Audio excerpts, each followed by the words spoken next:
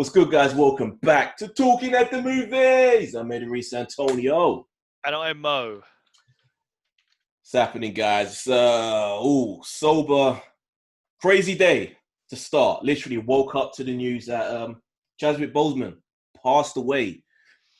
A shock to everyone from cancer. Apparently, he'd been fighting it for like 4 years.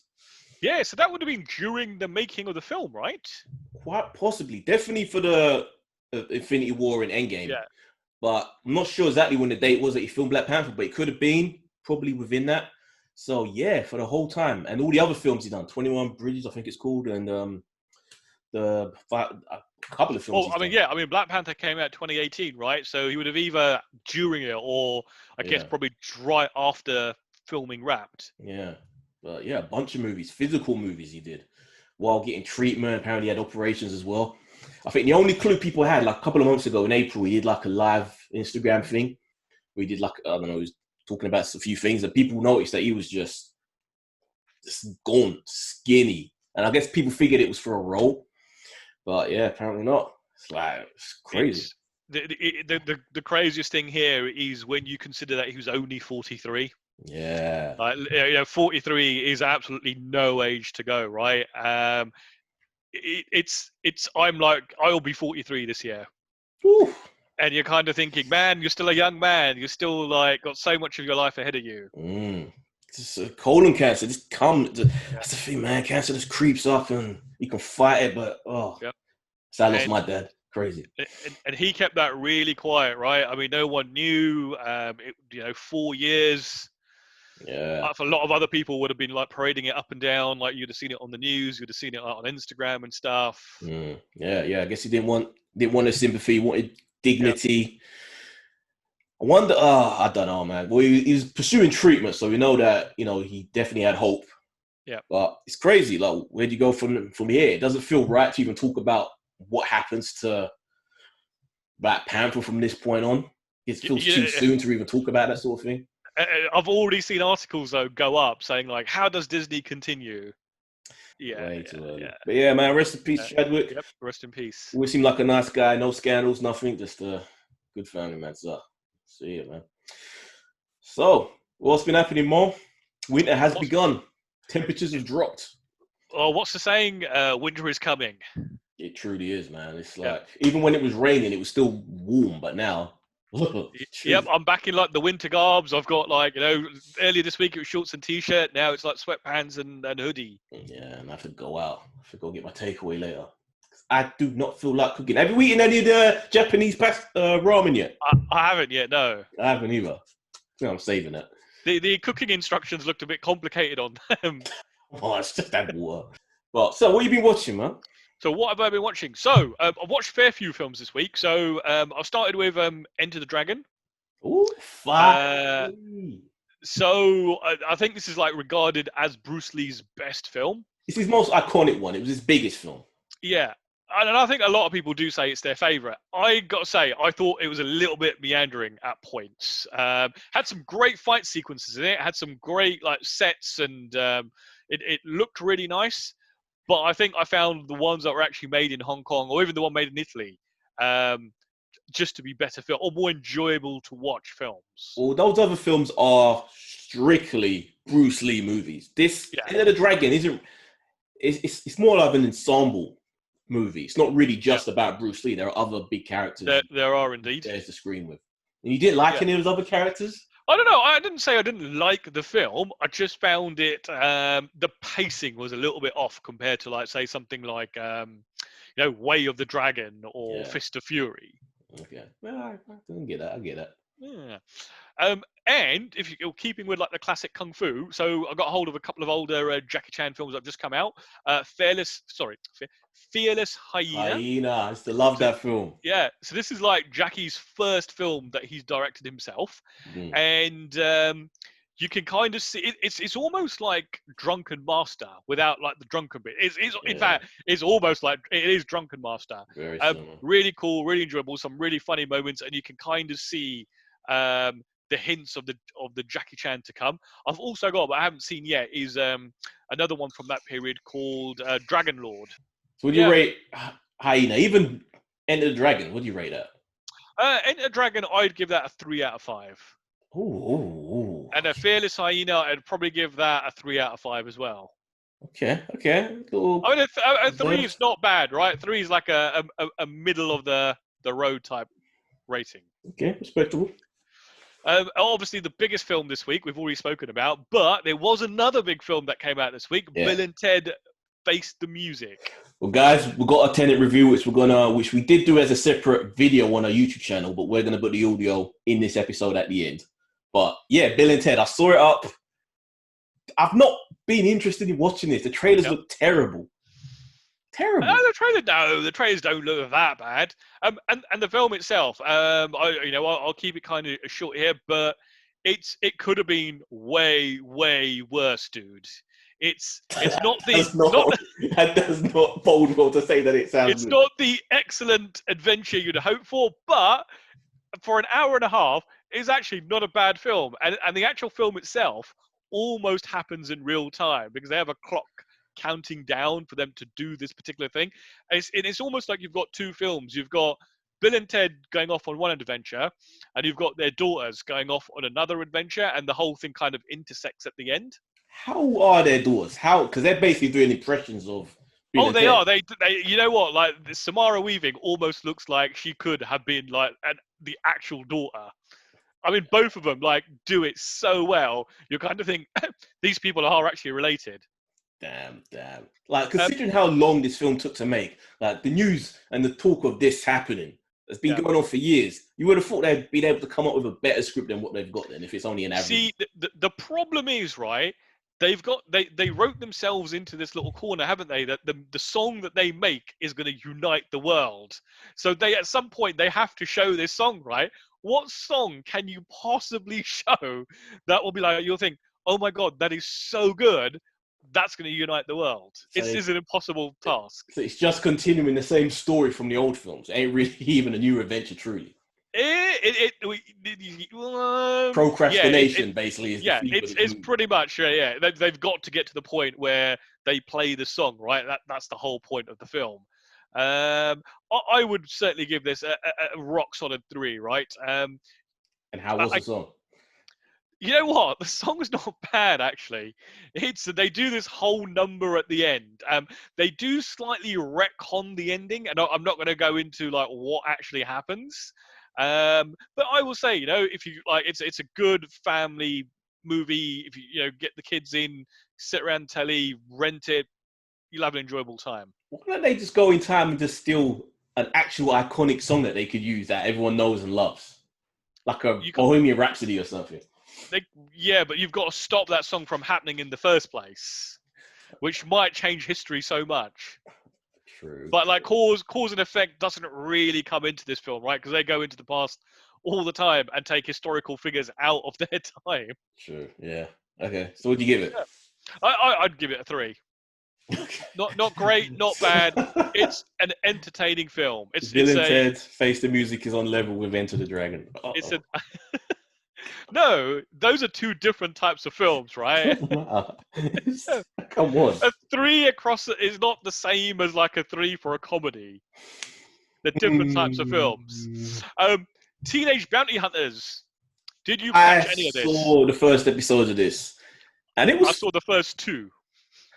I saw the first. It was fine. It wasn't like terrible or anything. It's kind of what you expect, but it kind of wasn't. Yeah. I gotta watch the next episode sort of show.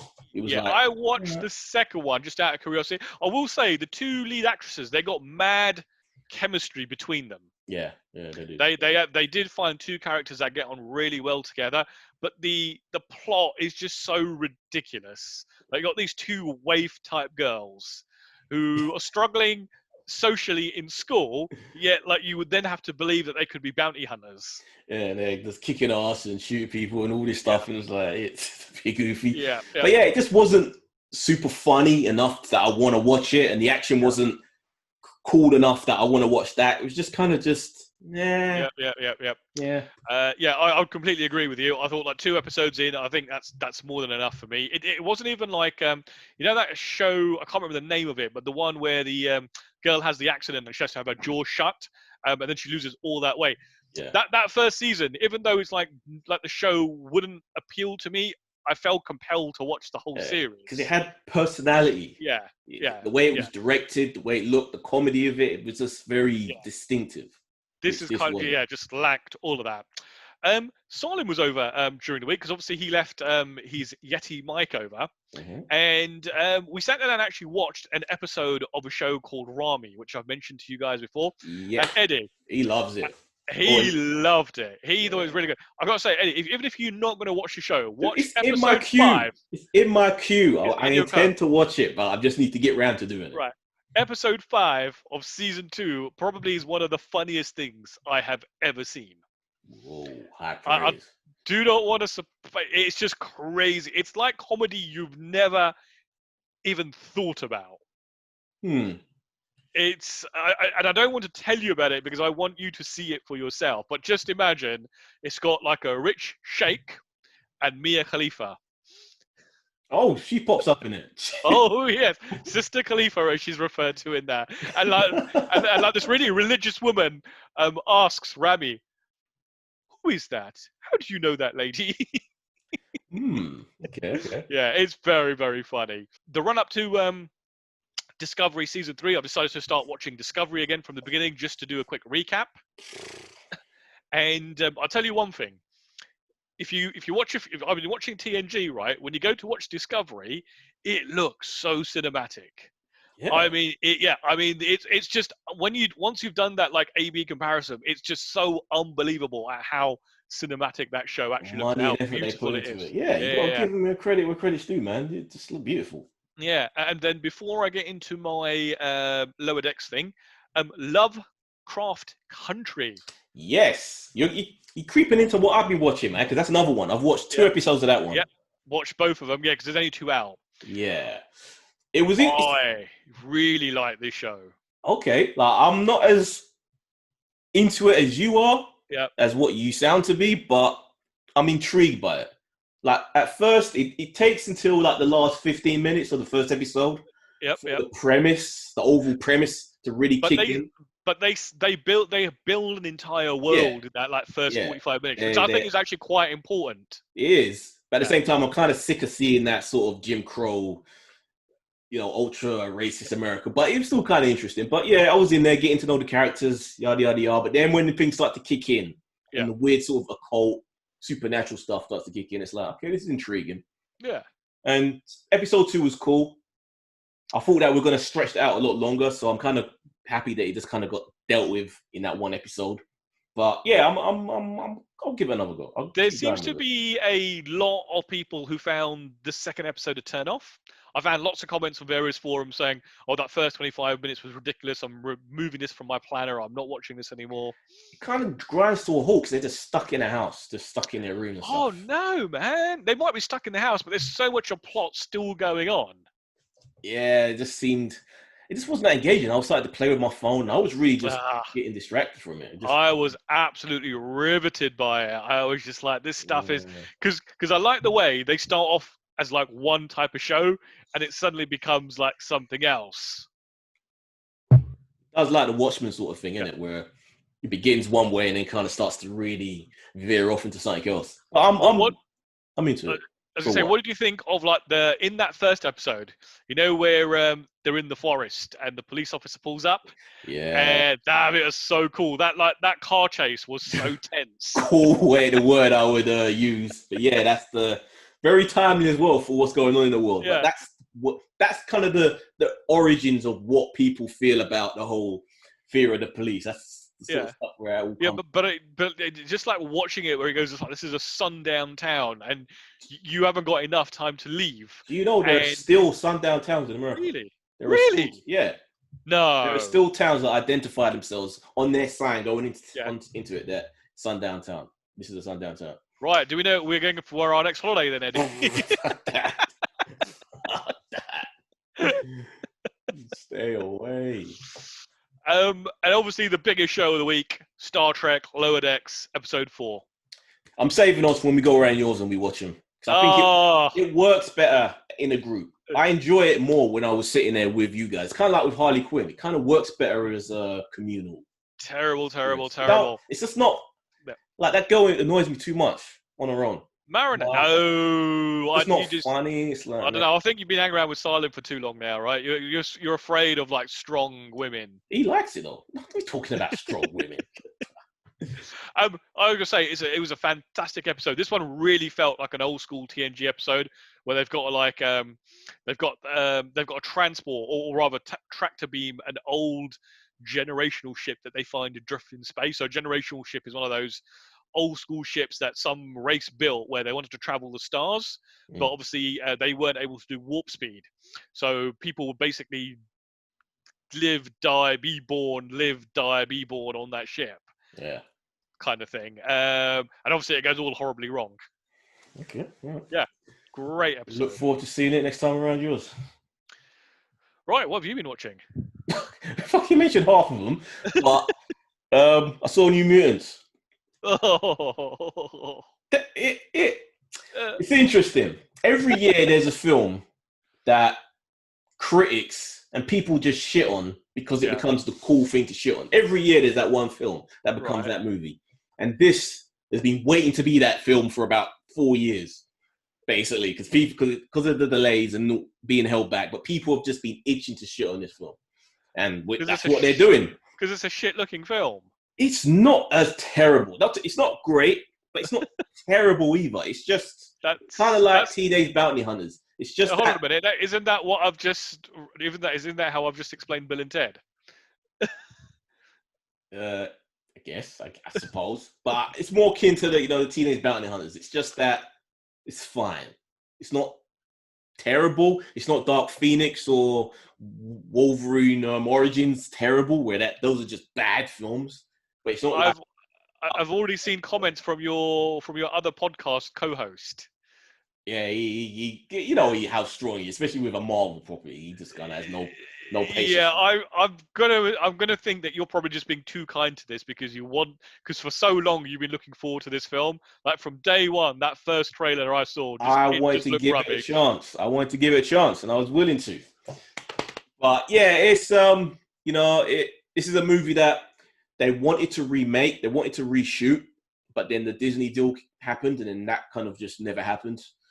And there was a lot of tug and pull from the studios where Boom wanted to make a straight up R-rated horror movie with mutants, but then the studio didn't want to do that. They wanted something more akin to the CW type stuff, and it kind of ended up going more in that CWE zone. But there are cool moments in it, and I like the characters. What's a shame is that we're not going to see this group have other adventures, because I would have liked to have seen them truly be the New Mutants, and with the costumes, and actually be Would you really? That this teenage group. cast. Yeah, they're likable characters. I Uh, like them. They like them. They're good. You just hate teenagers. That's just hatred for anyone younger than you, Mo. Jealousy that they still have decades ahead of them. Listen, when I was a teenager, that's when they had real good teenage actors, like actors that were in their late 20s to early 30s, portraying teenagers, right? Teenagers, exactly. Yeah, that's the thing. None of them are teenagers, or none of these actors are teenagers. They're all in their 20s. So the same Yeah. thing, Mo. So come on.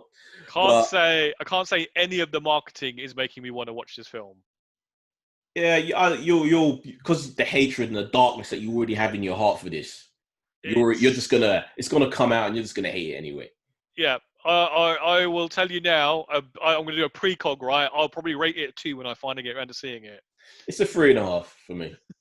It's a 3.5. It's just a middle of the road. Yeah, it's fine. It's very different on the whole mutant superhero spectrum of things. Very different from anything else that's out there, but it's not that great, but not terrible either.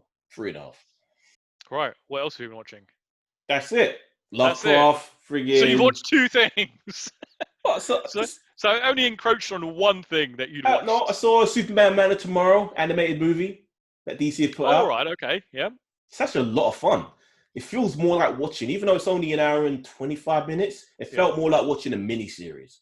Like they crammed that much in. Yeah.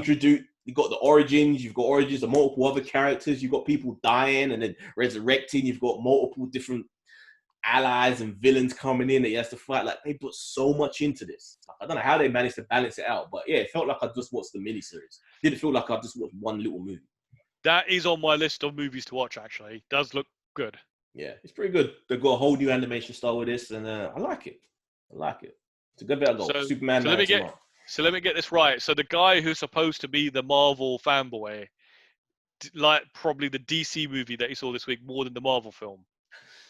For this week, yeah, I did. But Yeah. DC always have good animation, man. I can't say. I can't lie. To be Yeah, honest, well, Batman. We didn't get a chance to talk about it last week because while we were recording, DC fandom was still going on, and that was the very last trailer to drop. So yeah, we missed it out last week. But yeah, what did you think, it Mo? does look exceedingly good, doesn't it? Very good. And what you've got to remember, it's only 25% filmed at the moment, right? So they're only like a quarter of the way of actually putting this film together. Yeah, and it still looked like a very full, satisfying trailer that gave us Yeah. glimpses of the story where we can see, or at least hear from the Riddler. We get to see an unrecognizable Colin Farrell as a Penguin. Like, people were shocked. Did not look like him at all. That's good prosthetics, even in the rain. Yeah. Patterson with his little emo Batman, but still looked very good. I liked it very much. I'll tell you what I kind of liked from it is the fact that in this particular film, and I don't know whether they do this in the comics or not, but he's openly in in a room where there are policemen and they're doing an investigation, and he's standing there talking to the cops and stuff. I kind of like that. Yeah. I thought that's a good take. Instead of him like working in the shadows the whole time, he's actually part of that. Not part of that team, but they are cooperating. But this is only year 2 Batman. This is supposed to be the second year that he's been active. So I'm curious to know why they would let him in. Why would they let this guy dressed up as a bat to stand around on a crime scene? So I'm hoping they really do explain it well. But I think because the message, what was left in that crime scene was for him specifically, that's probably why. But why wouldn't they leave that for the police station? I don't know. So I want to see how that plays out, that scene. From an aesthetic point of view, it looked really cool, like production-wise. Looked really, really nice. Very gritty, very dark. Even darker than Nolan stuff, which is crazy. Yeah, not sold on the Batmobile just yet, but it could grow on me. Year 2, like I said, he's a progressing. This is a guy still figuring things out, still young, like it's like basically 30, 31 when Batman actually becomes Batman. Yeah, you're not going to start off with like the super technological vehicle. You're going to start with like souping up a regular car to drive around in. So, is that what they're saying, right? Is that like the logic behind it? Well, that's always been the logic. Even in the comics, you build. Each film will get deeper into the lore of it, innit? Well, thumbs up for Batman. Looks great. Looking forward to that. Normally, like Batman movies don't make me that excited, but that does look pretty cool. And you're won over by Patterson now, especially after seeing him in Tenet. I mean, he was very good in Tenet. I will give him that. I will give him that. So, and he wasn't playing a character too dissimilar, right? Because he's got to be like an action guy. So he's kind of made me feel a lot better now. Okay. Yeah. Right, I'll race through some of these other ones. Enola Holmes. It kind of looks like it's not aimed at us. It looks as though it is a little bit more kiddified. The production looks good. I'm sure young teens and families will have a good time with this. I'll watch it. I like the actress. She's likable. Henry Cavill was her big brother as actual Sherlock Holmes. So I'm curious to see how he plays that and whether this will be a series of other films going on from this. I don't know. Or how much she's actually in it. The Raised by Babysitter. Wolves. Oh, no. Raised by Wolves. Wolves. Come on, man. Well, you said you wanted to race through this. We've already spoken about Raised by Wolves. We're going to talk about it some more. This is the big trailer, though. This is a different one than the last one from It is. I watched that trailer and there's still nothing in there screaming, "Watch me." So weird. Whoa, you're such a strange person. This is hard sci-fi for grown-ups. It might be that, and I'm going to watch it, but there's nothing in the trailer that's saying "Watch me." What's exciting in this trailer? You've got a machine that's basically stolen a bunch of eggs or whatever the fuck from these humans, and then it's impregnated itself to create this whole new sort of generation, and then you've got humans coming to the planet to get them back, and it's all this. I like it. So you've got a machine that's stolen eggs to impregnate itself. What's exciting about that? But I like the war, what this thing is. What is this machine? Is it a weapon? Is it purely just for creating life? It looks like it's killing a ton of people. What it's are we going to be on the side of the machine getting the kids back, or are we going to be on the side of the humans? So what possible answer could you get that would make that interesting? Ragnar's in this. We get to see Ragnar taking his raiding party into space now. It's so the press have actually seen the first 5 episodes. So I skimmed through. I've skimmed through a review. I didn't read the review. I literally wrote the last paragraph. And the review that I did read was fairly positive. Okay. So potentially this could be good. When? But Do you know but when nothing this in the comes out? trailer is. Yeah, it's next week. I think it's Cool. like Monday or Tuesday. Okay, I'm on it straight. Definitely. Reviews up and coming. Didn't watch The Babysitter Killer Queen because I haven't seen the first film. I don't really want to Eddie, into this one. watch tonight. If you haven't got a film lined up, watch the first film. It's a really good film, and I am not as excited about this because they taking the premise and they're kind of making it bigger. And I don't want to spoil it for you now because you haven't seen the trailer, you haven't seen the original film. But I really enjoyed the original film, and I know if you watch it, you will really enjoy it. It's one of those kind of like films. It reminded me of something which I started watching but gave up on after an hour. Yep. Train to Busan 2 Peninsula. Oh, is that out now? Is it? It is. I don't like it. It's like what we were worried about from the trailer. They just got more money, decided that, okay, Western audience really got into this. We need to make it so it can compete with big films like that.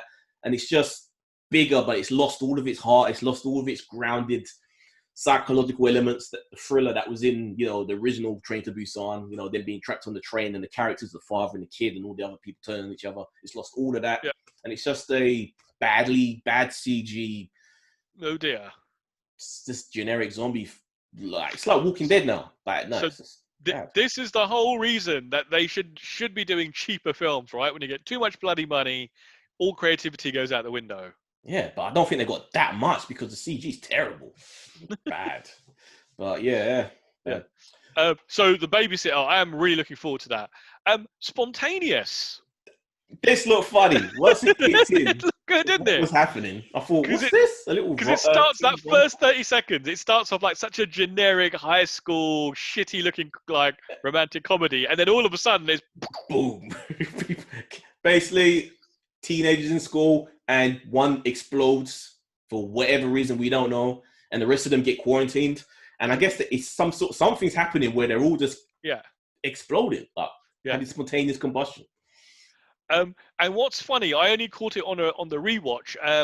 Is that this is actually they actually say right at the end of the trailer, premiering at home, so it's coming to it's basically a VOD release. Oh, okay. Yeah, so that's coming like October. One problem they said though is that there's a scene where the two love interests in this are side by side in their hospital beds, and they start reenacting the ET scene. Yep. Teenagers now teenagers ain't seen ET. They haven't seen. When they were children, their parents would have shown them ET. They haven't. Most teenagers, I guarantee, they wouldn't be able to quote that scene. Both parents would have parents who were born or teenagers at the time would have made their children watch ET as children. No, I'm telling you, they would. Would not. I guarantee most teenagers have not seen ET. Just because I haven't seen ET doesn't mean kids of today haven't. You've never seen ET.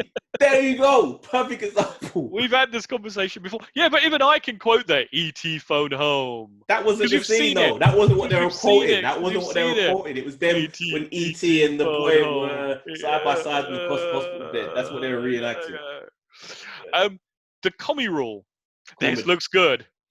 This looks really good. In my head, I was thinking comedy rule. And I only till you mentioned it, I realized, it's Comey. The Comey rule. Yeah. You haven't watched the trailer? Yeah, I watched it. But for some reason in my head, I was thinking comedy. Oh, right. Because just look at it. It's a 2-night event on Showtime, end of September. No, it's not even that this looks incredible. It's the performance of Gleason. That actor. As Trump. Incredible. The way he pulls it off, Incredible. It is really good. I bet we're going to be moaning that he ain't in it enough. It looks really good and really cringy all at the same time, doesn't it? Yeah. But I want more of him playing Trump. And I've got a feeling we're not going to have enough. It's going to be mainly on the Comey side of things. But I want that guy. I wonder if there's going to be uproar after this is on, right? Because it's going to basically print that particular administration in a bad light You Of know, if you've course. been following the story, Always, always. yeah. But it'd be really interesting. I know this is going to be like rather dramatized, so you can't take it as this is like the historical context. But I'm quite interested in watching this. But the way they kind of the air of menace that they got with the portrayal of Trump in this, Yeah. Or love the it. bit where he basically like says, "I demand loyalty." Loyalty, just every nuance in his mouth and his face. It's just like the actor, man. You're familiar with the actor that plays him? Yeah. Wicked. I think he's like what, Irish or something, and just the transformation is crazy. And lastly, Dragon's Dogma. So this is a Capcom video game property. Yeah. And it looks like Netflix have signed some sort of deal because they've just announced another property that they're turning into a series. Yeah, well, we've known about Resident Evil. We spoke about that for Yeah, but I think they've. I don't know whether it was officially like yeah. it was a rumor type thing, but they've Nah. only just now announced it's in development. So yeah, there's a lot of properties that Capcom have that they do nothing with. I don't even know if I'm more familiar with Dragon's Dogma, to be honest. I don't even know what it is myself. I'll be honest. Obviously they've got like their famous ones like Resident Evil, Street Fighter, Mega Man, Mm. though Monster Hunter. Those are their big ones. This one I don't know, but the actual trailer looks pretty cool. Does look pretty good. It looks like a good hack and slash possibilities of like something pretty cool there. Yeah, little medieval thing, guy hunting down dragons. What's not to like? Cool animation. Yeah, I'll exactly. give it a go. The Thing reboot is in development at Blumhouse, and most potential exciting thing is John Carpenter is involved in this reboot. Is he alive? I thought he died. I thought John Carpenter was dead. I'm well, not gonna lie, I thought he was dead. well, then somehow he's involved from beyond. Maybe he's the Thing that's coming back. Well, oh boy, that'd be crazy. But yeah, I like the fact that Blumhouse are involved. They know how to do Yeah. horror and not. I'll be honest. There's absolutely no need to reboot this, remake it. In fact, what people are actually wanting is a fucking sequel to the original film, right? To find out what happens next. Yeah, still alive. Damn. Yeah, I mean, like people want to know what would happen if the Thing actually escaped to a inhabited area of the world. A small town or something. Yeah, Within the Alaska. yeah, because they've had the original, we've had a prequel to it, and now they want to redo it. Yeah. Uh, yeah. But the thing is, you have to remember that film is back in the 70s. How many people have seen it now? You kind of have to. It's Oh, 82, I think. true. You're right. Yeah. Yeah, you kind of have to recondition a whole new audience to watch this now. Yeah, but you know what's going to happen? It's going to be another one of these it's not particularly great type films. Possibly. But Blumhouse have a good track record. Well, they do. I mean, The Invisible Man did well for them last year, but then I think was that one Fantasy Island didn't. Oh, that looked terrible though, didn't it? That looked horrible. But yeah, you're right. I would actually like to see what would happen if this did get out to a small town. Yeah, because we've had two films basically that are almost identical, right? Mm. Doing the same old thing in the Arctic. Yeah. Who can you trust? Who can't you trust? Everyone Yeah. turn on each other. Exactly. The new network season is almost upon us. So generally, like end of September, early October is when all the new shows start to drop. So this year, networks are now coming out and saying that they've actually got an issue that they don't have a lot of the content than they were planning. So we might start to see this strategy that CBS is employing on other channels. So CBS, who also run CBS All Access, are going to be putting some of their shows, so like Star Trek Discovery, the first season, so it's like 2 years old now, actually on their CBS channel. That's probably not a bad strategy by some of these people. That's a good thing, and it's good for the show as well because it could pull in some new eyeballs, people who never gave it a go. A lot of people probably haven't got that streaming service. So no, absolutely, and that's exactly what's going to happen, right? So people who have been saying I'm not paying to watch Star Trek might now actually get to watch it. I'd imagine Disney obviously own a channel, NBC own channels, although they've not been running that long, so they don't have any old content from their streaming service. But it's going to be a real problem this year, right? So generally, you can get like 20, 30, 40 new shows in the fall. That's going to be drastically cut this year. Yeah, unless they kind of dig in for tenth of the budget they would have had to spend on producing a show. They could just buy a show from overseas. Like we're seeing a lot of UK shows are popping up in Ooh, America. Americans really don't like that. They might get away with like British Oh, shows, there's a but lot. like, Yeah, that's what I'm saying. A yeah, lot of British shows have been but popping up now. they will not like watch subtitle shows and Oh, I'm stuff not. like No, that. no. I'm Yeah, talking about foreign stuff. I'm talking yeah, about British, maybe Australian. There's a lot of dramas, a lot of crime yeah. There's things that going they to be a could lot of show. reruns this year. Yeah. Right, potentially some really exciting news. Hot off the heels of like Star Trek Lower Lower Decks. decks. Yeah. Yeah, it's just been announced that there is or in development at the very least, and Chris Carter is a showrunner on this. Is an animated X-Files comedy in the works. I could see this really working. What's the studio behind this? It's Fox. So Disney. So this could No, no, be. no, no, no, no, no, no. So Fox is still an entity for TV, right? So there are still the Fox TV channels. They can still commission shows for their studio, which is completely separate from what Disney have purchased. Oh. Hmm. Hmm. It's really bizarre because I think Disney actually own the X-Files IP now. Yeah. That's Yeah, weird. Don't they own a whole lot of the Fox? they do. But it's really weird. Like, but Fox didn't sell their TV I channels. thought they just didn't sell the news and the No, no, sports. no, no. They still got the actual Fox channel as well. Huh. It is a really bizarre situation. Yeah, that's weird. So I don't know about this then. If it's just Fox Uh, on their own. No, well, I mean, so there's no involvement with the original David Duchovny and Gillian Anderson, Yeah, you but don't Chris need them. Carter, who I'm not entirely sure is beneficial at this point because he did run that show into the ground, and I even lost interest in the revival that they had a couple of years ago. But the premise of this show is essentially it's a office out in the middle of nowhere that basically go and investigate X-Files that are even so crazy, even like Fox Mulder wouldn't go anywhere near them. So again, it just feels like a more grounded version of Rick and Morty sort of thing. Instead of going into different universes, it's on Earth, but that sort of Yeah. everyone wants to find their own version of that show because that show's been so massive. Yeah, I think that this could absolutely work. It's good. Yep. But Fox though, that's the problem. Is they're not. If it was like Comedy Central or something, I'd be like, yeah, they've got the space to have the sort of humor that would work. But Fox is so. Well, imagine Fox. They had like Family Guy, American Dad for all those years. They were the one. They were the originators of that like adult comedy. True. Look what they did to Simpsons though. It just kind of it just became this dry. It's still going though. I think that's more of a case of like Habit, the talent though. behind the show, right? Yeah. Eventually, you just get to a point where there are no more stories to tell, and you just keep playing it safe. The longer a show runs, shit for a long time, though, man. Come on. Oh, it has. Yeah. Well, long time.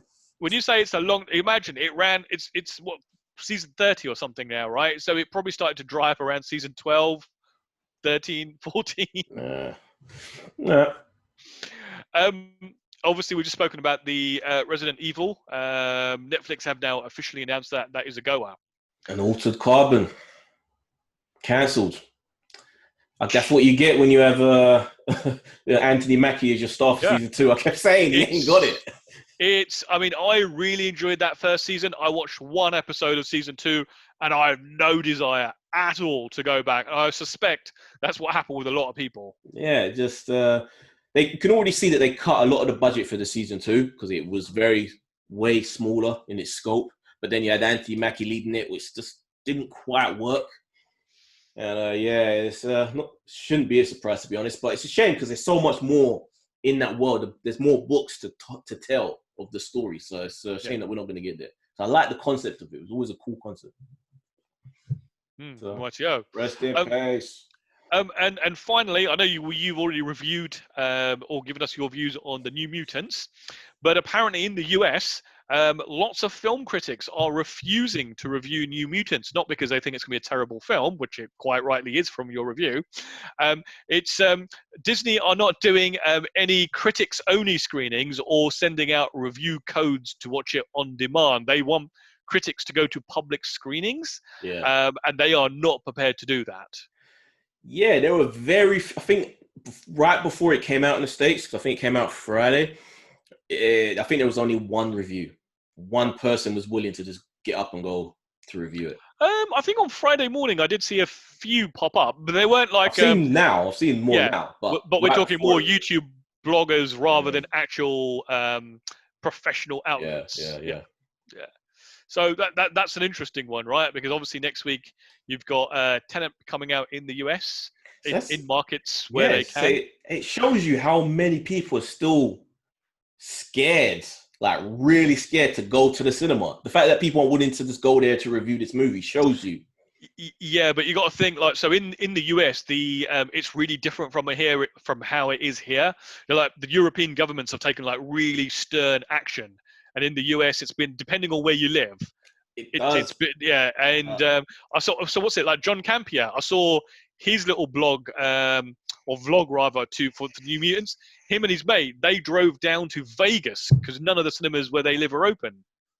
Yeah, so depending on where they are, what state they're in, what city they're in, cinemas aren't open yet for some people. Yeah, and even the ones that are, what are their empty. procedures for social distancing? Yeah, so they were actually saying AMC in Vegas was really good, but like social distancing was like they were properly adhering to it. They were doing all the safety stuff. He goes, but they just weren't very busy. He goes, it was like not dead, but just a lot of people just aren't turning out. It is interesting because, like we were saying, we're going to hear in our Tenet review coming up. Once people wore masks going in, but once you were in the auditorium, no one gave a shit. Everyone just took them off. And no, in my screening, people were really good. Most people kept them on. They were like the odd people here or there who were taking them off. But you know, like I just live in a classier part of town. This is an IMAX screen. This was a big screen, and people think But yeah, hold on, wait. The size of the screen correlates to you taking your mask on or off. No, I'm just saying, there's more people in there. There was more people in there. There's people did not give a shit. But I guess this doesn't bode well then for when Tenet comes out because it really shows that a lot of people are still very. It depends. I mean, you are comparing New Mutants to Tenet. True, I know. I'd imagine. But although, having said that, now that you're getting reviews coming in from overseas and some of them not being so favourable for Tenet, I do wonder if that's going to have a knock-on effect. Could be. So it really could. People don't seem to like this film. Yeah. I'm not going to the cinema. I wonder if that's now going to have an unthought of consequence. Very true. Very. Do you see the Tom Cruise going to see it? I did, yeah. I was in London, it, yeah. In his mask. Yeah. Oh, who the hell was sat next to him? Well, no one probably. No one. He probably had the whole back row to himself. Yeah, very true. So, guys, I'm curious. Well, you guys going to see Tenet when it drops? You should be able to get to us to answer that in time before it gets released, they said. But I'm really curious if the mixed reviews have affected your passion to go see it. So, guys, now we transition into our review of Tenet. So, Mo, yesterday you got to see Tenet. I got to see it. We saw them separately.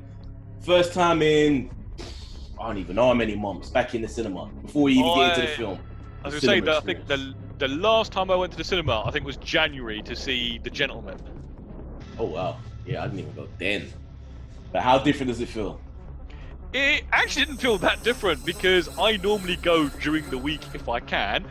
In fact, I was actually really surprised at how organised it was. They had people, like, as you come up the escalator into the cinema area in the shopping centre, they were like, go here, go there. There was like no queuing for anything. In fact, there was I could get a coffee. There was no queue. Yeah, it was actually a really nice, pleasant experience. It's like they've got the queuing out of the way. I think that may be just unique to you, Mo, because when we got to Cineworld, different than it ever is. People loitering around outside, lobby packed with people. They had masks on for the most part, but it was no different. There was still queues and everything. You know what? I think that actually might be different from my one. I tend to find if you want to buy like snacks and stuff, people also then buy their tickets. So it just takes a really long time. But because you couldn't turn up here without having pre-bought a ticket, that might have sped things up. Yeah.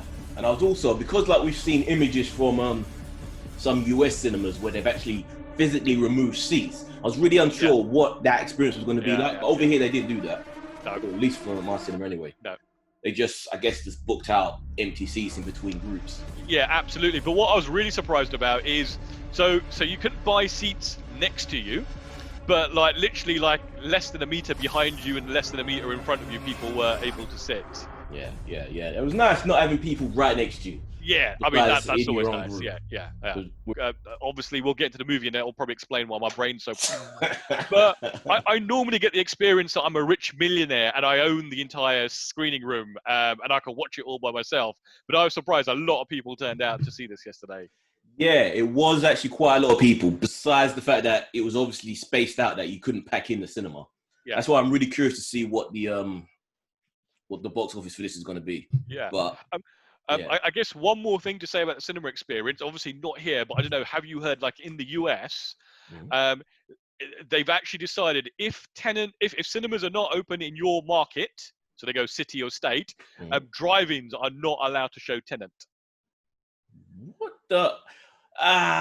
Yeah. You know what? If it was like a movie like a Fast and Furious or something, then I'll be like, what? That makes no sense. But for a Tenet type movie, I see that is not the sort of movie you watch in your car. You're not going to focus. You're not going to pay attention to what's going on. There probably is an element of that. I think it's also Warner Brothers saying, like, to the cinema chains, we stand with you. Because obviously cinema chains don't own drive-ins. And but apparently, drive-ins are their own cinema chains, though. So they should have that same respect. They are. But they're like independents, and they actually, and I think it's more, apparently drive-ins only account for something like 2% of like cinema attendances. So anyway, Tenet, let's get into this, man. You want to read out the synopsis? So, in a twilight world of international espionage, an unnamed CIA operative known as the Protagonist is recruited by a mysterious organization called TENET to participate in a global assignment that unfolds beyond real time. The mission: prevent Andrei Sator, a renegade Russian oligarch with precognition abilities, from starting World War III. That's not that accurate, to be honest. There's a few little details in that's fairly accurate. He's not trying to do. Okay, guys, we're going to be non-spoilers first for those of you in the US and any countries that haven't had a chance to view this yet, where it's not released. And then when we get to the spoiler part, you know, we'll tell you straight up. So I won't get into why that isn't completely accurate, in my opinion. But general opinions on the movie, Mal. So general opinion. So I want to state this from the outset, right? Regardless of how much moaning and bitching I'm going to do later, I enjoyed this movie thoroughly, and actually I cannot wait till I can buy it on 4K so I can watch it again and try and work out what the fuck happened. Yes. I don't know whether I love this movie. No, love's not a good word. I don't know whether I like this movie or not. I'm in this weird place where I appreciate certain elements in this where I'm like, okay, well done. But then does that well done elements make it a good movie or film? I don't know. I don't necessarily think it does. But I don't hate it, but I don't love it. I'm in limbo. I'm in space between time. I'm not going forward in time. I'm not going backwards in time. I'm like stuck in this limbo. I'm really surprised because that movie, it had everything, right? It starts off like it starts off from 0 to 60 in like that, right? There's no dicking around. Does it what really? Doesn't it have? What was it missing? Dude, I stand by my criticisms from the trailer. Yep. John David Washington, not a leading man. No, he's gonna rock everybody. It. Oh, he's gonna rock it to the A-lister now. It's always the way. These guys get, like that happened with Jai Courtney. He's not a good actor. Yeah. He got in that Terminator movie. Suddenly he's in, the leads in all these movies, and then they realize, oh yeah, this guy ain't that good, and he just disappeared. That's what's no, completely disagree. I asked everybody. It wasn't just my Washington opinion. Jr. was fantastic. I asked everybody in my group, people I was hanging out with, and it was the same. Yeah, he was. Yeah, dry. But it sounds like your group. It sounds like your group did not enjoy this film. Some of them didn't. Like, I went to see it with Salem. If you're seeing this, you don't listen to our podcast, our occasional co-member of the podcast, Salem. He gave up halfway, and he was just getting up, moving around, leaving the auditorium, playing with his phone. I think his exact words to me were, because I said to him, I think you'll have to watch this film a few times. He goes, I never want to watch this film again. That's the thing with Nolan movies. There isn't a massive amount of rewatchability, I find personally. Like, even though I have watched multiple movies more than once, his style isn't rewatchable in This one personally. absolutely is, though, because you cannot tell me you understood 100% everything that happened. I honestly believe this movie for the first 2/3, Yeah. you're not expected or supposed to understand what's going on. I You, believe but that Nolan rolled the dice on the gamble that people aren't going to understand this first 2/3, and they're not supposed to, but we're going to take that risk that they stick with it until the last third when things actually, all the pieces click together and it's like, okay, that's what's going on and how yeah, this works and all of that. but even then, it's a film that you have to continue to think about even after you leave the cinema, right? Because there is Yeah, still stuff that does not make sense. yeah, And some of it actually, when you sit and think about it, you're kind of like, that's what happened, right? Because yeah. there's no hand holding. They literally, Not at all. sometimes there might be a throwaway line that explains something, but it happens so fast that you don't kind of grasp it. So it's not like a Michael Bay type film where everything Oh, is no. explained out for you. Everything's spoon fed with a little Yeah, baby toddler plate in your mouth. yeah. No, no, no, no, no, no, And no. it This might is be too much to the one extreme, right? Where actually they don't explain anything. yeah. It's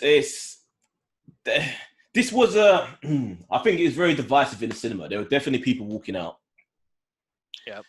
So I understand the whole mixed reviews this has been getting on release. But overall, yeah, I think the star of this was actually Robert Pattinson. I think he was the most likable He character in was this. very good. I actually think almost all the cast were just absolutely perfectly cast, right? I didn't, you know what? This is like, I haven't seen Kenneth Branagh on screen for so long. I Mm. did not even realize that's Kenneth Branagh. I thought it was just like some fat Russian guy. He wasn't wearing Uh, makeup. That's what Kenneth Branagh always yeah, looks but I, like. I haven't seen him in such a long time. Like the guy normally Okay. directs nowadays, doesn't he? Yeah, Um, that's true. That's true. even like Hamish Patel, like I really rate him in some of the other things that I've seen him in, Mm. and I think that guy has got a big career in front of him, and I just liked his like deadpan kind of delivery of his lines, especially like when they were discussing the whole airport plan. Yeah. But you honestly like the dry wooden way that John David Oh performed. God, There was man, no there was no charisma there. It was just I didn't want to watch him. Like there was nothing really? likable about him at all. Oh no, man! I was right into his like perform because he's obviously a man who's been given like all of this knowledge, and like there's like But even before he knew yeah, what was going on, like he was that's how he is the whole film. But I did not like when it was explained to him. This is in the trailer, guys, so it's not a spoiler. When the woman explains to him what the physics of what was happening was, why bullets were going backwards, didn't even flinch. Like, didn't even be like, what? That no natural reaction to how this is just mind baffling. yeah, He was yeah, like, but okay, go that's backwards in because time. Okay. but he'd already seen that with his own eyes, right? At the in the opening sequence. And didn't freak out either. If you saw bullets going backwards, would you not be like, what the fuck is going on? Yeah, but he was trying to get bombs out of an auditorium, so like that, do you know what I mean? He could have had his freak out, but then he would have died. There's no naturalistic behavior there that No. just What do you think of Kenneth Branagh's wife? Elizabeth, the Elizabeth. Becky, she's always Yeah, good in everything she pops up in. She's great. The problem she she. has, I want to step on what you're saying, Yeah. but the problem I find she has in a lot of movies that I think it's just a Hollywood issue.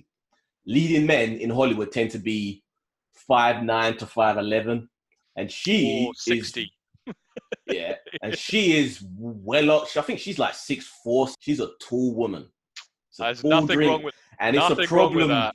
No, no. But when she's standing against Yeah. a little midget guy, it don't look too cool, man. It just looks kind of silly. And in this, it looks silly multiple No, times. I can't say.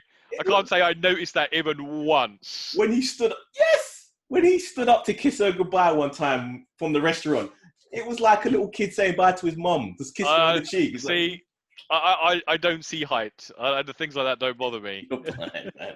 This was hilarious. Um, But I she was actually another one who did inject much needed emotion, because I think she was one of the few actors, maybe the only actor that actually had a degree of emotion going from one end to the other rather than stay in one lane. She actually got to Yeah. do something. She did have a meaty role.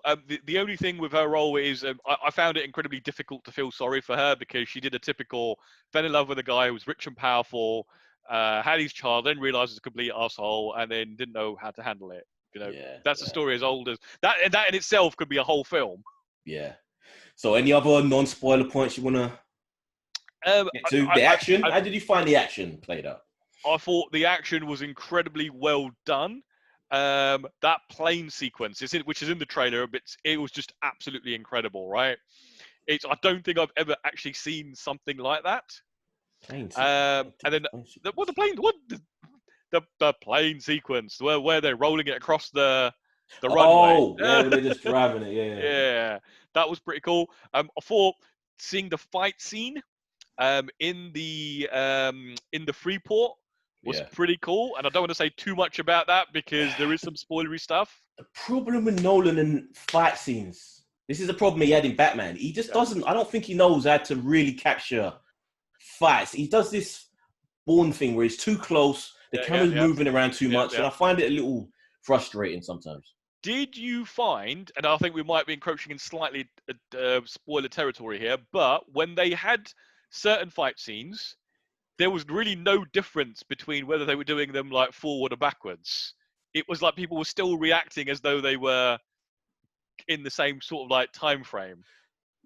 That's a difficult one because the technical aspect of that and the effery of trying to figure out one person moving forward, one person moving backwards. It's like I don't envy that. I can't really criticize them for that issue.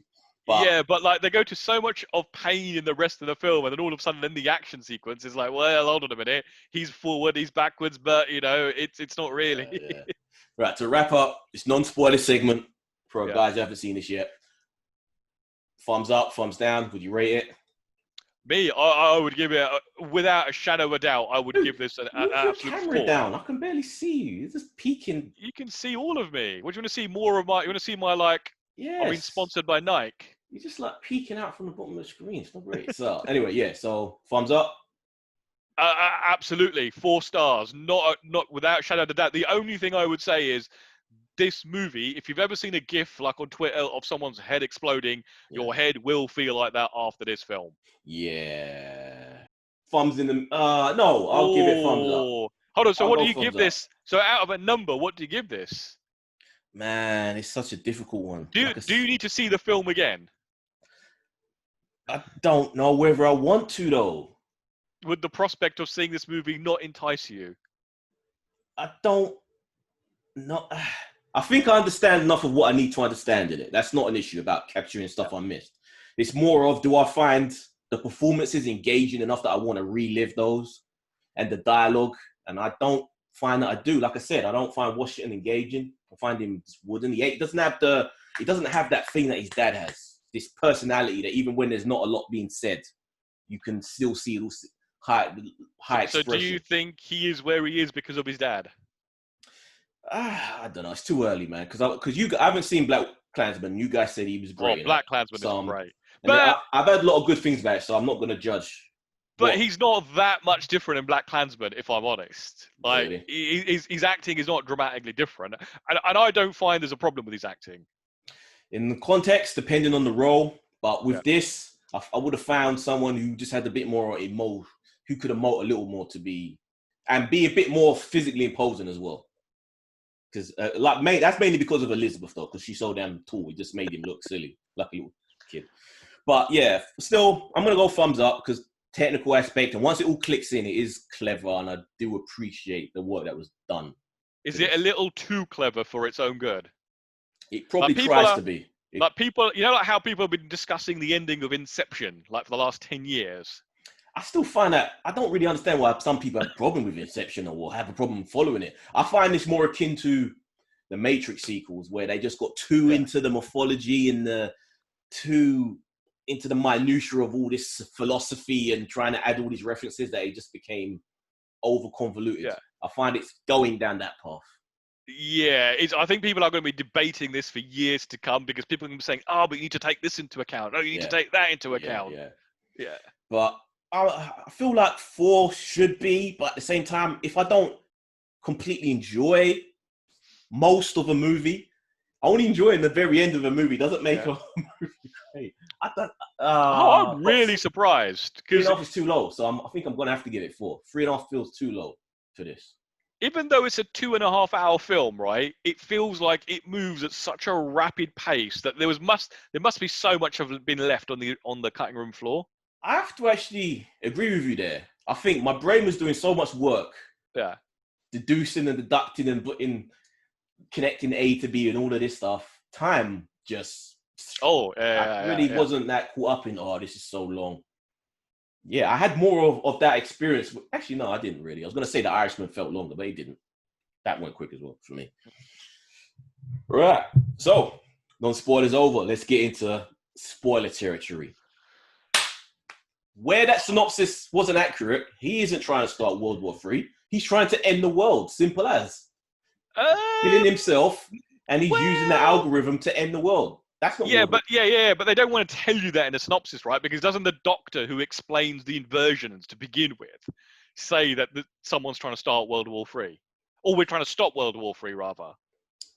Yeah, that's a different group that are doing that though. That's the people in the future that are sending these objects back. Yeah. But you don't really want to like tell that in your synopsis, right? It's misleading though. This falls apart for me to a degree in the logic of how it tackles. Granted, this is I know you love this partly because you love time travel stuff. This was a very different take on time And travel, this, right? This is no a one has done very take that time travel like this before. it's a proper original. But there's an issue there with the paradox of which they explain this in the film. If you were to go back in time, kill your grandfather, would that mean you would cease to exist? Or are you on a separate divergent timeline where you would still continue on? What's happened in your past has already happened. You can't change it. And the basis is that there's a group of people in the future where the world is fucked, pollution, war, it's destroyed the world. So they feel that to save the world, they're going to destroy the past. But they think that they're on a separate timeline, that it won't destroy them, that they'll still exist. But it will fix the world, which doesn't make sense. Because how can you destroy the past and feel like it's not going to affect you and you're still going to live? But the world... No, that's what they explained. That's what they explained it. They explicitly said that's what their aim was. I took it more as in like they'll destroy the past because the future is so fucked up, and whatever future is built is better than what they're living in. But if you destroy the past, there is no future. If you believe that one is connected to the other. Yeah, but it's like for the greater good, right? I'll give up my life the hope that the people that are there will have a better future. But Robert Pattinson and Washington specifically say, do they believe that it won't destroy them? And it's like, yeah, but it's all like conjecture, right? They don't actually know because the rules are never really defined. Because they talk about the grandfather paradox, but they never really. There's no plot in the film where they actually do that to show what would happen. Yeah, I guess we're not supposed to know whether it would happen or not. But from what I got from the script and what people were saying is that the people in the future who are sending this stuff back expected that they would continue on, but would have a better world to live in, which wouldn't make sense because how's the world going to fix itself and they will still exist in that world? Well, I'm guessing like we are. I think there's more of an ecological message here, right? You know the word I'm trying to say. It's more around like you're polluting your world. If we destroy you, you stop polluting, and there's a better world for us in the future. But they won't be there though to enjoy it. They won't, but somebody else will. They won't because they're destroying humankind. Mankind will end. No one will be left. Yeah, I don't think they were planning to destroy everyone, really, were they? But that's what they said the algorithm there would do. There would be survivors. It would end everybody. Yeah. Oh. I don't even think this is the most headfuck part of the film. All right, so you know what? It's a shame that the title Looper was taken by another film, which I love also. But I reckon this movie should have been called Looper because that is truly explains how the time travel mechanism. You basically, people are looping around. They're going through these devices, which were never really explained how they worked. But, whatever, you're just supposed to just go along with it. And it loops around and people just going around in circles, multiple circles in time through these devices. it's trying to understand that whole thing is just mind-boggling, right? Because What aspect? Because I think once it clicked in and how there they was, were doing it. but some bits of it didn't click until after I actually left the cinema, right? So I'm going to give you an example. Mm. You know, the first time they go through the revolving door to the other side, so they've got like Elizabeth in the trailer. She's been shot. And she got shot, yeah. Um, yeah, and Washington Jr. basically goes rushing out. He's got his breathing mask on. So they set the rules out like everything's reversed on this side. Yeah. Everyone's going backwards. You're going forwards. Nothing behaves as it is. He And you can't change what's already happened. exactly right. Yeah. So basically, they make it back to Freeport. They go through the revolver, so they come back to normal time, Mm-hmm. right? And then they even show a scene where Washington goes and speaks to Priya to say, in 2 days' time, you're going to sell me an idea about selling some plutonium. Yeah, this was an issue. Me and Uz spoke about this. He Yeah. actually went back again, but they didn't show it, and Yeah, they that don't show threw that. people off. Then he goes in the trailer and he's wearing like the thing, and you're kind of like, what the fuck is going on here? Is he forward? Is he backwards? And then I realized after I'd left and I was walking home, the trailer was actually was actually going backwards in a forward time. Yeah. So you kind of like, you go in the trailer because the trailer had never gone back with them. It was traveling in a different thing, so they could use it indefinitely to keep traveling backwards in time. The trailer was going backwards in time. Yeah, because if you because the trailer never went back with them, it was always it's really weird to Okay, I get what you're saying. Yeah. But did you see what I mean? Because Yeah, when they I went in he would go in the trailer and he'd have to put the mask on because he couldn't breathe the air. Yeah. Or the other way around. And the explanation for this breathing apparatus, that when they're going backwards, they're no longer breathing in oxygen, they're breathing in carbon dioxide, which is what we breathe out, which we can't breathe it back in. So yeah, there's a whole bunch of stuff that was never really explicitly laid out. What they also don't explain, right? When they have to take Elizabeth through because she's been shot, the guy explicitly says, "Where do you expect to exit from?" Right? So it makes it sound like there aren't too many places that you can exit back into like the normal time flow. Yet the battle in the end, Robert Pattinson's going backwards and forwards, and it's like, how's he doing that? Yeah, but no, because he knows he's gonna end up dying because we saw that he gets shot. Yeah, but we don't know it was him. Yeah, but how does he go back? How does he like sometimes go inverted, sometimes he comes uninverted? We saw that there was a revolving thing there where the battlefield was. Yeah, in that facility. Was it right? Yeah, so it's just like fucking just so much going. I think my brain must have just like just lose track of at that point. And then at the end, Patterson reveals that we've known each other a lot longer than you think. You actually recruited me. Yeah. But time travel is such a weird thing in this world where you can't just instantaneously leap to a place in time. You have to actually physically travel. So it takes a long time. So if him and Patterson have known each other for years, that means he has to spend years moving backwards, which is a fuckery head fuck to think of. No, because I'm assuming he meets Patterson in the future. In Washington's future, but it's Patterson's past. That means it's back when he was younger. So he already knew Washington before he met him because he knew he'd already been recruited. That's how he began his relationship. So Washington at some point has to go further back in order to recruit Patterson. Okay, I see what you mean. And he's spending years going backwards. Yeah. So literally, so basically to explain it, so if you want to go 1 year into the past, you literally have to live 1 year in the inverted world. Yeah. How the fuck do you do that? Exactly. That's little deals like that. Just kind of. Yeah. And then towards the end, I completely lost the plot, right? Because where they get Elizabeth to go on the yacht. Yeah. Because Washington says to her, "You should stay in here a few days longer because you need to go further back." And you're kind of like, well, hold on a minute. Surely she's going months back if it was like to a holiday. And then there's stuff I got really confused about, right? Because at the beginning of the film, she's explaining how she saw a woman dive off the yacht. Yeah, which was her. Yeah, which was her. But she goes, I also then saw her husband dive off and disappear, and she never saw him again. And you're kind of like, but you did because he's still here. I don't remember that line. I remember the line with the woman diving. Yeah, I don't no, she remember her says like, saying he dived off. I just yeah, remember yeah, her saying she wished she could be like that woman and be just yeah. I'm free. pretty sure she said like he dived off and I've never seen him again. And it kind of like, it was just weird. I need to I watch don't this know. film That again. might have to be checked again because yeah, because she didn't witness him get Yeah, pushed yeah, yeah, off yeah. before. So I don't know. I might have to revisit Uh, that bit. But yeah, yeah, that's fucking crazy. It's such a It is mad, a crazy, and I wonder mad if movie. like I wonder if this film, the whole point that Nolan has done this film is like to get just people just to talk about the mad plot. Yeah, but you're trusting. There is a lot of trust put in the audience to even stick with it to that point.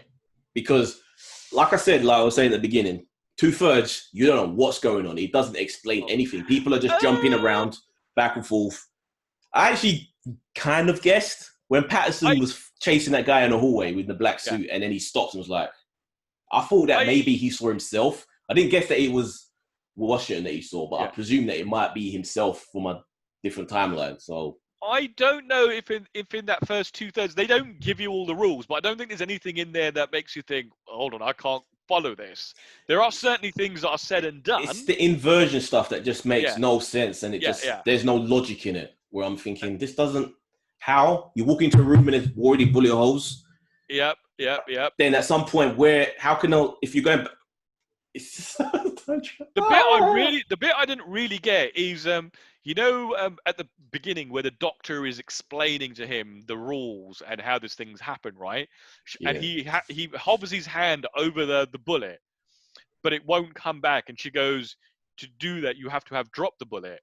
you have to yeah so you have to Yeah, move you have to put your hand there with intent of right, right. So when yeah he fires the gun in the room, mm, that right the very first time, he doesn't know anything about this, so yeah he's not firing those bullets with intent. there again yes very Those true bullets come backwards very true yeah because he uh doesn't know that at that point, right? So there's lots of little yeah things like that. little things that just don't quite add up. There Yeah, was something else you mentioned I was going to mention. Well, I'm glad now. There's so many things to keep, so many moving parts you have to keep track of that I've completely lost the plot on that one. Ah, it's a shame, but it's a fascinating movie. yeah. Better I leave, like. man. I was going to say this is like where the divide in cinema is going to happen, right? So this is like, and I'm hesitant to use the word intelligent, but it is a very complicated film versus your average blockbuster like Fast and the Furious that will absolutely gross $1 billion. People come out feeling good after watching that. It's partly maybe the fact you have to think a lot to Yeah. keep track of all the moving parts, but I think for the even more so, it's more about patience, which most people, as each generation goes by, has less and less of. Yeah, but I'm a prime example of that, right? I literally I can't take slow films. I can't take films that take What do too you long mean? to get to the point. You love But slice of life anime where people don't do anything but just run around holding hands, saying how much they yeah, love but each other. that's the Seinfeld thing. That's just life, right? I hate movies that are pretentious. Whereas this, a lot of people saying it was like pretentious rubbish, but like to me, it was like there is a story there. It takes a little while to unfold, but the pace of it moves at a rock solid pace. I think this is why they didn't want it to be a home release because there's so many distractions at home with your phone, sitting on Yeah, the couch. People would have just yeah. fallen off of this way before you get to the Yeah, I the mean, end. don't get me wrong. I mean, I can certainly see why people aren't liking it, and I did actually kind of think Salim was probably not going to enjoy this. Yeah, I can And that's no. see. I can see him looking at me from the side of your eye. There's a part of me thinking that he was thinking, "Please, let's just go. Let's just give up on this now." So I just purposely just ignored him. I'm paying attention. Yeah. I'm not moving. I'm seeing this through. Um, but to me, that there is a genius in this film, and it's going to be such a shame if this film is just remembered for being convoluted and nonsensical. Yeah, the car chase scene was something pretty. I think that was the best for me action scene. The Oh, car the chase, both so sides of it, both sides of the car chase. If you put them both y- together from forward and backwards, and I think that was one point where I actually thought, hold on a minute, why the fuck? When you see it for the first time, it's like, mm. why is this guy driving backwards? Why is he not just turning around? Yeah, yeah, Um, and you've got to wait then about 45 odd minutes before you get the answer to that. exactly. It's like what's going on? Why is this crash car also going backwards when it looked like it was a civilian car, but we knew that it wasn't. Yeah, that whole bit where they surround the truck with the part for the algorithm. Yeah. That was pretty cool and really well done as Yes, that well. was cool. Yeah, That was cool. That was cool. like they can't stop the truck because they're monitoring the truck to see if it's still moving, right? Mm. So they literally just like surround it and keep it going. Brilliant. Yeah, man. Uh, So many. I should have taken notes, to be yeah. honest. Now that I'm thinking about it, there's so many things that I know I'm going to forget. It's inevitable. A movie like this, there's always going to be things we're going to forget that we want to mention, and whether that work for the film or work against it. What did you think of that opening sequence? Because that was like, it's just rapid fire right into it. There's like no setup, no introduction to the characters, just wham, bam. Yeah, you kind of only enjoy it for the sake of it was just a spectacle. You don't really know what's going on. Why are they separate from the actual Russian police? Who are they representing? Who is this guy that they seem to be rescuing? Yeah. And he seems to be a plant, an agent of some kind. And then the backward stuff happens. Just like, Yeah, it is one of the few times, because I've always wondered in films why they don't do this. When people see bombs, yeah, and it's kind of like, well, if it's got a timer and you can pick the fucker up, why not just pick them up and throw it somewhere like out of harm's way? that's true. But in logic, people panic in it, and even when it's just a timer, they know this is an explosive. Yeah, and they do that here. Yeah, they do. Which was a fluke, because I was thinking if I fucking tried to throw it up on the balcony, that usually takes 2 or 3 attempts. That was my very thought. I go like, what if I was to throw my girly throw, that thing would hit the window and bounce back and explode right in my face. Yeah, that's really crazy. It's a cool film. It's almost as if the people who write Dark decided to write a movie, and this is the sort of what it would be. And I think that may have helped you as well, Mo. I think that may have helped both of us. The fact that we kind of had that dark experience to train our brains to actually pay attention to this headfuckeries. Well, I think this is what actually sets this film apart, right? It's the fact that you don't have time to space out and start thinking about other things. You've really got to concentrate. So it really holds like your attention. And I would love to have got Salim's thoughts on here to see what his thought process was. Was it just so complicated that he just stopped focusing on the film completely? Yeah, maybe. But I just feel like that's the case. You just don't have any answers to all these questions. And I think you don't have any answers at the end either, because there's so many things that are like, it's almost like, could there be a spin-off or a sequel? Whew, that depends. I don't even think we're gonna. I don't think no one really does a lot of that besides the Batmans. Maybe in some novelization or some other format, but I don't think in the cinematic world we're gonna. But you could though, because you want to know what's going on with the past, how they sent these things back, and how the woman who invented this, the Oppenheimer of the future, why did she decide to just take pieces of it apart and send them to different times? Why didn't she just physically destroy them? You know what? I hadn't even thought about that, and that's a really good point, right? Because generally, most of these films have that little plot point. Like, why didn't they just give the ring to the Eagles to fly into like Mount Doom? Yeah, from the beginning. Yeah, very true. Exactly. Just put one of the pieces, or even if it's just one piece in molten metal, done. Yeah. Gone. And if you've invented it once, chances are you can invent it again under torture. Exactly. And even I think did she say she was going to kill herself? Oh, did she? Right. Okay. But surely she has a team around her. Every scientist, every inventor has a team. Absolutely. They don't do it on their own. Scientific discoveries happen in parallel, right? If one person discovers it, it's only a matter of time that other people were probably doing similar work and would have discovered it as well. Exactly. Yeah. And the fact that they're still, even though she has this device, the revolving doors, whatever the fuck they're called, did they even give them a proper name? Just turn. I don't think they do. It's like, how the fuck were they there in the past? Yeah, they seem to be everywhere. So it kind of, you don't even, if you got those. How were people just not randomly walking into them? Yeah, to be like, what's this? What's going on? And suddenly, so mad. Well, not even doing that. They wouldn't even be able to breathe. Yeah. They'd go through it and die.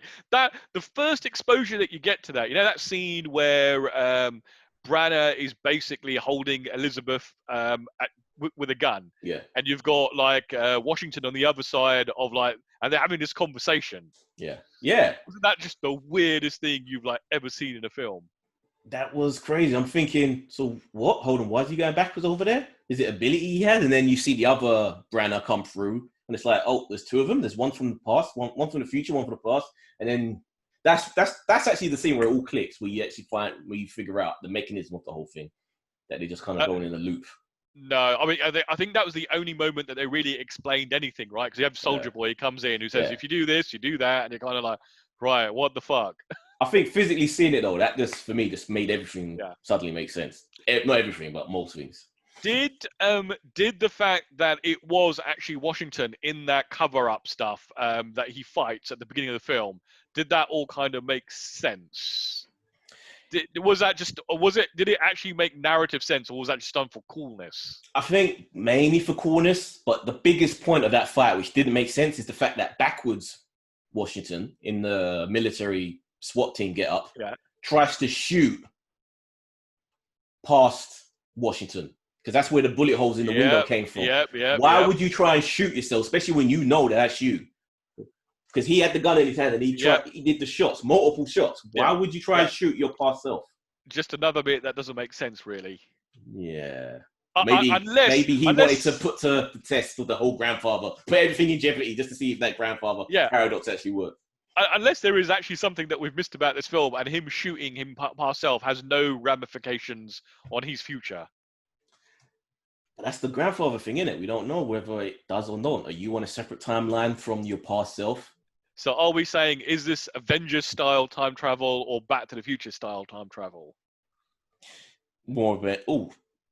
Isn't the Avengers one like, whatever you do in the past doesn't really affect the future type thing? I think that's more what Patterson keeps saying. What's happened. You can't change it. Yeah. That's why it wouldn't let Washington stop him from going back. It's like, I'm going to die. You know, I've got to say one thing about Patterson. I'm like constantly like amazed that he's still not a teenager. Because obviously all I know him from like is the Twilight stuff. Yeah, is this the first time you've properly seen him in something? Yeah, I think. Well, he was in that. He was in that film on Netflix. It wasn't much of a role. I think this might be the first proper film I've seen him in, and he actually comes across as a smooth. See, he's a good actor. Yeah, no, he was really good. Actually, he was really good. I'm a little bit more interested in seeing like his portrayal as Bruce Wayne. Yeah, and I feel more almost a James Bond in the making type thing there. Really, he could actually be very. Yeah, he's tall. He's kind of problem is he doesn't like working out. Even for Batman, he didn't want to work out. And James Bond has to have some level of fitness in him, man. Did he actually say he doesn't like working out, or was it that he didn't want to keep that regime up during the pandemic? That's an excuse you make when you don't want to work out. You say, because that's the perfect situation to do it during the pandemic, when you've got nothing else to strive for. I don't know, because you don't know how long it's going to go on for, and you just got to keep doing this grueling schedule every day, where actually all you want to do is time to perfect eat burgers and watch Netflix. Great. But, what was I going to say? Shit, what was it? You know, one thing we haven't mentioned is the character of Priya. She's obviously like a huge Bollywood actress. Dimple. I was actually quite impressed with her as well. Arms dealer though. Does she scream arms dealer to you though? She came across like there might be the hint of a psychopath behind that calm, measured exterior of hers. Yeah, I wasn't sold on the psychopath on the arms dealer element of her. But I guess I just had this cliched image in my head of what an arms dealer is supposed to be. I just like the fact that, like, because she's Indian, she used her husband as a front, made everyone think like, and then she could just walk around in like the plane open and just live normally. Yeah, I kept thinking there was a possibility that when Washington had the gun to the dude, that she was gonna pull a gun on Washington from the other side and be like, "You got the wrong one." Yeah, and I like right at the end where Washington goes, I had it wrong all this time, right? I thought I was working for you, whereas really you were working for me. Yeah, and she really was. And you know that they never referred to his name. He's a protagonist the whole time. I did not realize that until I actually read that when I got home. Fucking mad. That's mental shit. Yeah, I was gonna say I never taken people's names in film, hence why I call them like by their actual names. But yeah, that's absolutely mental, and the fact that they actually use the word protagonist quite often, and I thought they were using that more in a literary sense, like they were just calling him the hero of the story. Yeah. Dude, so many things that I know we're forgetting, but we've been going on way. I thought this was gonna be like a 10-minute review. We're nearly an hour. So, dude, we've already given our rating. I guess Thumbs up. a confident 4 stars from Mo, and a Mhm. semi-confident, not so confident 4 stars from me. Maybe we can say this is we'll basically re-review this film like in about like when it comes to home video, and we can watch it again. We may the rating may change. It may do indeed, dude. So Tenet, 2020. How will it do? Will it bring people back to the cinemas, or are people going to be waiting for what Wonder Woman's the next big one? We've got Black Widow and Wonder Woman still left, right? And Dune at the end of the year. I'm not hearing air. I reckon Dune's going to get pushed. I'm not. There was a trailer for Black Widow, but I'm not seeing any other promotion for it online. Wonder Woman's the only thing I'm really seeing. I was actually really surprised that we actually had the new Wonder Woman trailer in my screen. Yeah. We got like the very first Black Widow one. There's been like 2 or 3 since, but we got the very first one. I don't know why they do that, but they show the old ones. Well, the fact that they showed that they actually are capable of like having something drop like at the weekend and then having like it available on cinema screens. Yeah, and everything was coming soon. They didn't want to give a date. They didn't want to commit to a date for anything. Do you feel a bit cheated that we didn't get to see the Dune trailer? It's Warner Brothers, isn't it? It probably is, yeah. Because it's attached to the US screenings. Yeah. Because it's a cinema exclusive. The trailer is not debuting online until the 9th of September. Oh, so they're definitely getting it. Oh, yeah, in the US. Yeah, in the US, it is attached to Tenet screenings. When does it come out in the States? I think like the 1st of September, which is like, I think next Tuesday. Okay, so not long, a week away. I can wait. Oh, she's saying it's not going to come out until the 9th, did you say? Online. Online, yeah. That's a bitch. So, Mo, is that it? We got any letters? Right, so we have got from one of our regular listeners the stuff for Instagram is some questions regarding of get rid of one of these. Let's do it. Let me bring it up here. I'll tell you what, on this iPad they have such a shitty little Instagram app. It's not even the proper one. Right, so one of our listeners, Kamran, has basically gone, hey guys, just heard your review for Tenet. Really enjoyed the film. Not Nolan's best, but still damn good. But I got to agree with Ed's about John David Washington just not having the charisma to be the lead. He was the weakest part of Tenet. But got to hand it to Nolan for being so original with his movie concept. I would give it 4 out of 5. Also, I have some more one has to go questions. So, one has to go. John Carpenter, Wes Craven, George Romero. I think Wes Craven. Yeah, Wes Craven, definitely. The next one is going to definitely be really hard. Al Pacino, Robert De Niro, Joe Pesci. Joe Pesci. Really? Joe Pesci is great, but those other two, man, they're just next level. would have probably gone Al Pacino, right? Because Joe Pesci is like, dude, he's got like he does make some of those films, like Goodfellas. Al Pacino, Scarface, Godfather, movies. Yeah, but then Joe Pesci, way more iconic movies than what Joe Pesci's done. What's Joe Pesci done as an iconic movie on his own as a lead? That's not a supporting. But like his supporting character makes some of those films. Can you imagine Casino or Goodfellas without him? Can you imagine Scarface without Al Pacino? Come on. They get Robert De Niro to do it. No, it would not be that. No. Freddy Krueger, Michael Myers, Hannibal Lecter.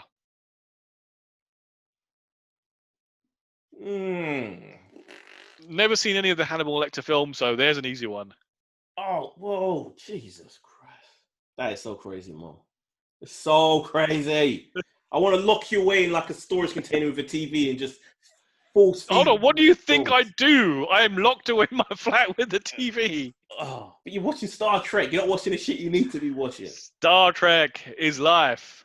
I'm going to say Jason, because I kind of get fed up. Jason's not really a character. He's just kind of a drone walking, just going around with his machete. So Michael Myers. The DeLorean. Did you say Michael Myers or Jason? No, Michael Myers. Oh, Michael Myers is basically the same as Jason. Yeah, it's basically the same as Jason. Yeah.